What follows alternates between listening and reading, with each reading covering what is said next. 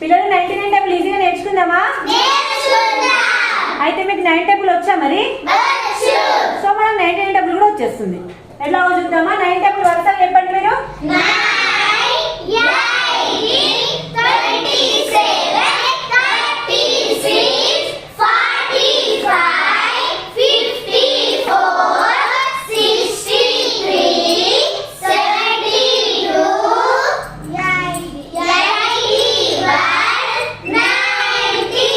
9 table అయిపోయింది కదా మనకు.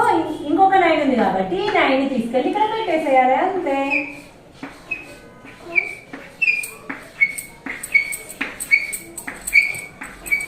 ఇది 9 టేబుల్. ఇది కరెక్టా కాదంటే మనం ఏం చేయాలి?